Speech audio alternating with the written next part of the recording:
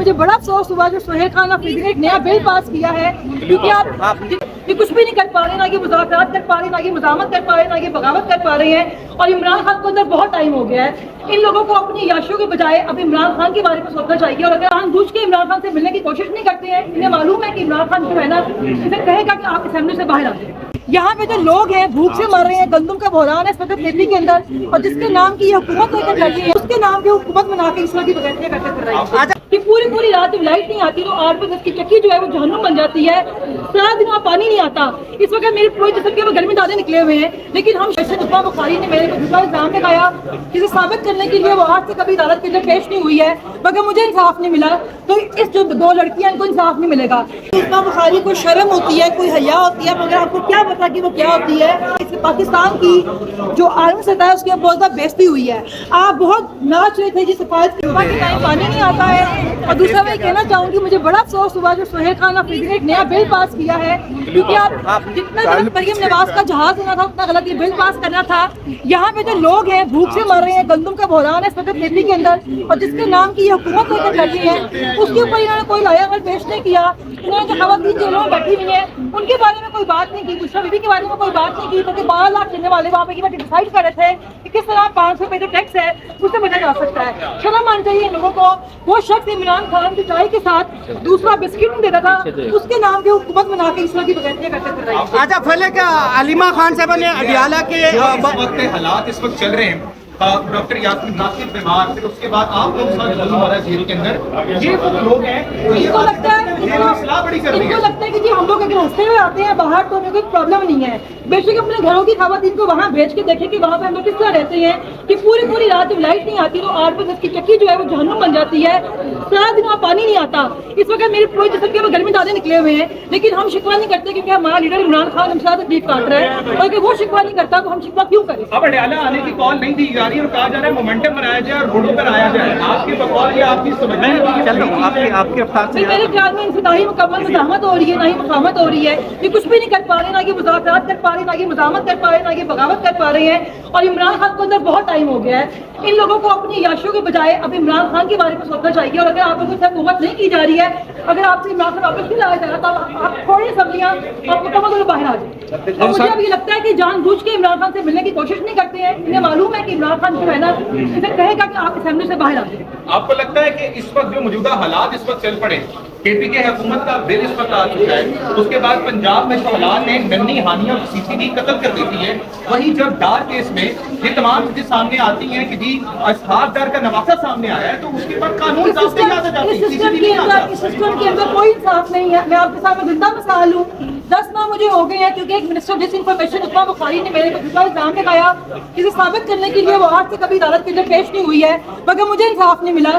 तो इस जो 2 लड़कियां इनको इंसाफ नहीं मिलेगा। इस वक्त पंजाब के अंदर आए दिन छोटे बच्चों के साथ ज्यादती हो रही है, बच्चे गड्ढों में गिर के मर रहे हैं, और यहाँ पे इस तरह की वाकयात हो रहे हैं क्योंकि जब आपकी जो शराफिया और जो बैठे हुए हुकूमत के अंदर लोग वो मेरिट के बगैर आए होते हैं तब यही काम होता है। लेकिन वो तो मरियम नवाज साहिबा तो कहती हैं औरतें मेरी रेड लाइन है, आप क्या बातें कर रही हैं? वो तो ये भी कहती है मैं सबकी माँ हूँ, मगर जो सलूक हमारे साथ करवा की जेलों के अंदर वो आप देख नहीं आते वहाँ पर। आपको लगता है कि इस निजाम का खात्मा जो है, आप क्या समझती हैं किस तरह हो सकता है? पहली बात है कि इस निजाम को तेजाब से गुस्सा देने की जरूरत है कि निजाम कब खराब हो सकता है।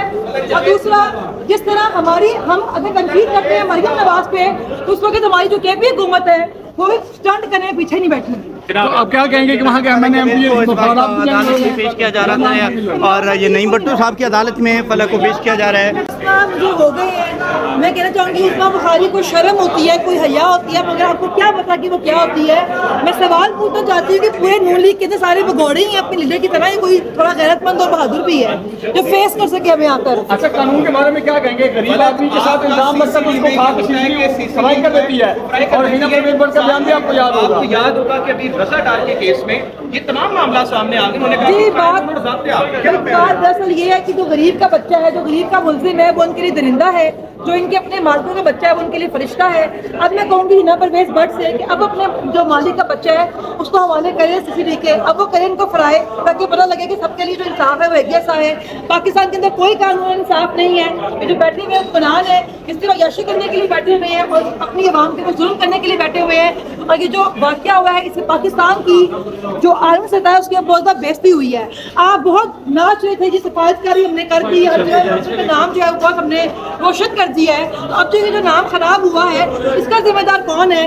فیصل کامران صاحب نے پوری دنیا کے سامنے بیٹھ کے جھوٹ بولا کہ جی ان بچیوں کو انہوں نے گھر سے برآمد کیا ہے, جبکہ سی سی ٹی وی فوٹیج آنے کے بعد یہ ثابت ہو گیا کہ وہ جو لڑکیوں نے الزام لگایا وہ صحیح تھا. تو فیصل کامران صاحب سمیت جتنے لوگ بیٹھے ہوئے ہیں حکومت کے اندر وہ استعفیٰ دیں. آپ کو کیا لگتا ہے کہ یہ جو رضا ڈار والا کیس ہے اس میں صرف یہ بتایا جا رہا ہے کہ رضا ڈار جو تھے انہوں نے عورتوں کو بلایا, اور کئی نون لیگ والے صحافی یہ بات کر رہے ہیں کہ جی رضا ڈار کو کیسے انوالو کیا جا سکتا ہے, کس طرح سی سی ٹی نہیں کر سکتے؟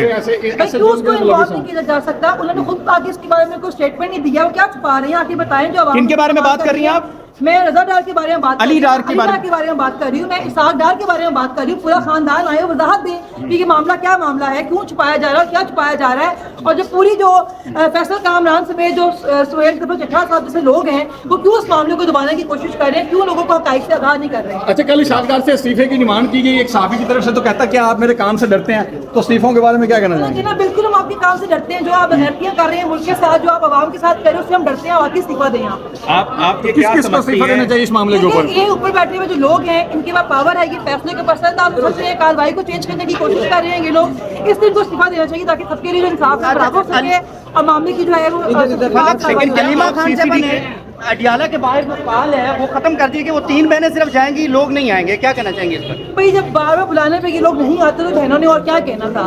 بیسکلی بات یہ ہے کہ سب کی ذمہ داری ہے عمران خان کو لے کے آنا. آپ عدالتوں کے اندر جائیں, اڈیالہ کے باہر جائیں, سڑکوں کے اوپر آئیں, لیکن عمران خان کو واپس لے کر آئیں. مسئلہ یہ ہے کہ بہنیں بھی تنگ آ گئی ہیں, ہم بھی ان سے تنگ آ گئی ہیں.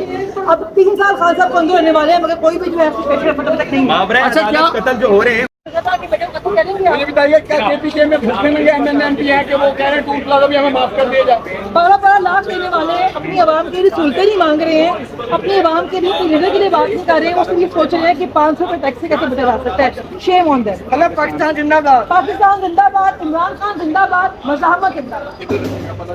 فلک جاوید کو اس وقت عدالت میں پیش کیا گیا تھا, نعیم بھٹو صاحب کی عدالت میں, اور یہ فلک جاوید صاحبہ گفتگو کر رہی تھی.